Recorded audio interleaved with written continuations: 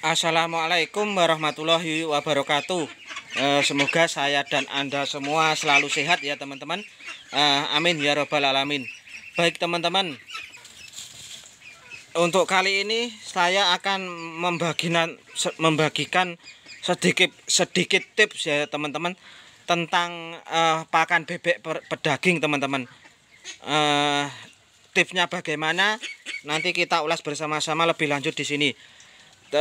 Sebelumnya begini teman-teman ya, dalam beternak itu kita itu jangan mudah terpengaruh dengan pakan campuran peternak lain ya teman-teman. Jangan mudah terpengaruh, artinya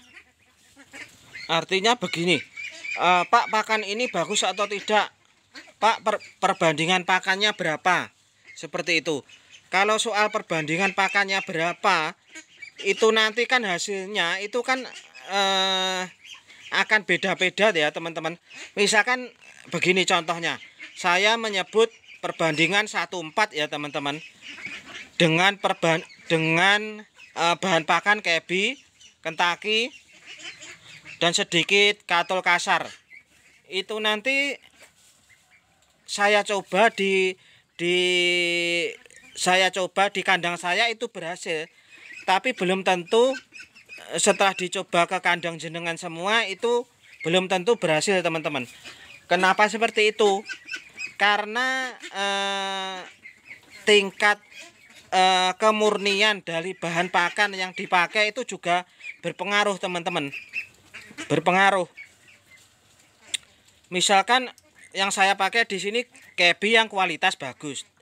Kebetulan di tempat teman-teman itu kebinya kualitasnya kurang bagus. Itu nanti juga akan berpengaruh terhadap hasil akhirnya, percepatan pertumbuhan bobotnya itu seperti itu. Jadi makanya kalau menyebut soal perbandingan misalkan 1:4, itu nanti pasti hasilnya akan beda, karena dipengaruhi oleh kualitas bahan itu tadi. Kecuali kalau saya ngomong 1:4, kecuali sampean beli pakan, bahan pakan di tempat saya beli, itu mungkin nanti akan cocok, pertumbuhannya akan sama. Tapi kalau belinya itu di beda tempat, bahan pakannya itu kan kualitas kan tidak mungkin sama ya teman-teman. Tidak mungkin sama, entah itu berapa persen dicampuri apa seperti itu juga berpengaruh itu. Makanya saya lebih suka menjawab dari pertanyaan teman-teman dengan sebutan protein dan EM dengan perhitungan seperti itu. Maksud saya itu seperti itu. Semoga ini mudah ya dipahami penjelasan saya. Terus contoh lagi ya teman-teman, 1:4, saya menyebut 1:4. Tapi bahan yang saya gunakan dengan bahan pakan yang teman-teman gunakan itu tidak sama. Misalkan saya kebi dengan Kentucky, kemudian teman-teman menggunakan kebi dengan karak, sama-sama dengan perbandingan 1:4 itu nanti beda, hasilnya beda. Bobotnya itu loh, maksudnya hasil bebeknya itu akan beda, karena ya dipengaruhi oleh bahan itu, seperti itu. Makanya kalau menyebut dengan perbandingan itu gimana ya, menurut saya kurang tepat, kurang rancu lah kalau diterapkan. Contoh lagi, 1:4 saya itu menggunakan kebi dan Kentucky coklat putih dan sedikit katol. Kemudian teman-teman menggunakan perbandingan 1:4 juga, tapi menggunakan bahan yang berbeda dengan separator dengan Kentucky misalnya, itu nanti juga akan beda, seperti itu. Jadi sama-sama perbandingan 1:4, namun dengan bahan pakan yang berbeda itu hasilnya juga beda. Itulah teman-teman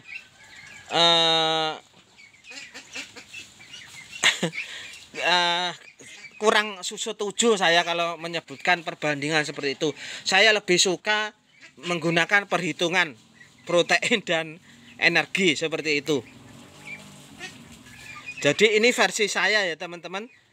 Beda peternak tentunya beda rumus, beda koki, tentunya juga beda rasa seperti itu.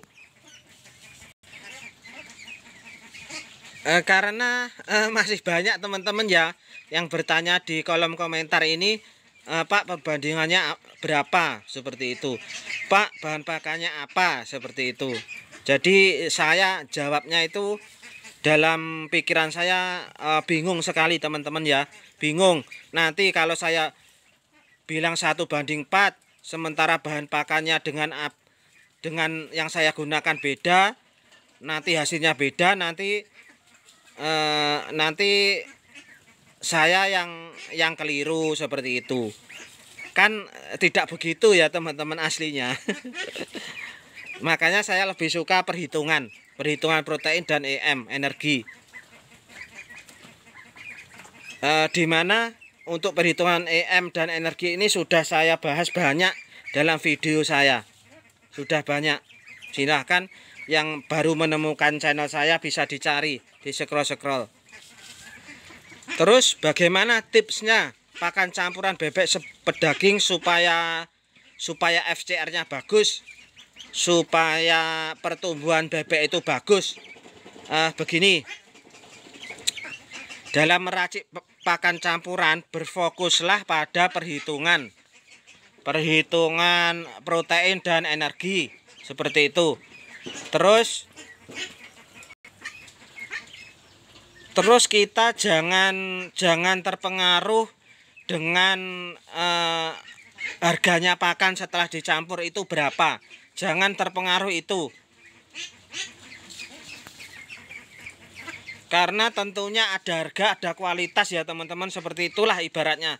Ada harga, ada kualitas, ada barang bagus seperti itu. Kan tidak mungkin juga harganya murah, kualitasnya bagus, itu kan ya kalau kita pikir secara logika kan tidak mungkin ya seperti itu teman-teman ya. Jadi dalam mencampur pakan itu berfokuslah pada nilai gizi yang terkandung. Jangan berfokus pada harga pakan setelah dicampur. Itu jangan. Karena contohnya pada pakan saya sendiri ya teman-teman. Pakan saya ini untuk saat ini itu harganya 5651 ya teman-teman, 5.651 per kilogram. Tapi teman saya itu pakannya 6.200 teman-teman, pakan campurannya. Itu kecepatan pertumbuhan bebek itu juga beda. Cepat yang 6.200 itu. Beliau itu dalam waktu 37 hari itu bisa rata-rata 1,9.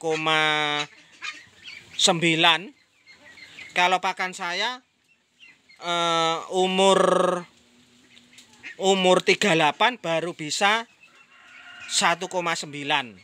Seperti itu. Selisih 2 hari itu itu banyak loh teman-teman. Kalau diuangkan pakannya batuk, kalau dikalkulasi dengan orang itu banyak.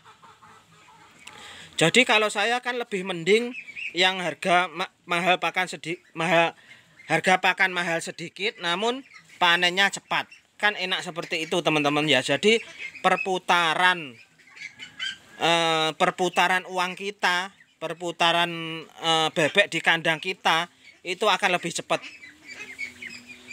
Kalau perputaran uang lebih cepat, otomatis untung yang kita dapat kan lebih banyak seperti itu.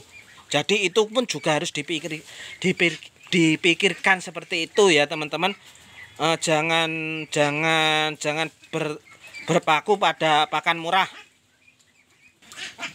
Terus contoh lagi soal perbandingan 1:4 tadi ya teman-teman, misalkan 1:4 saya itu satunya itu saya menggunakan 1:4 itu artinya kan begini teman-teman ya, 1 konsentrat 4 bahan energi seperti itu.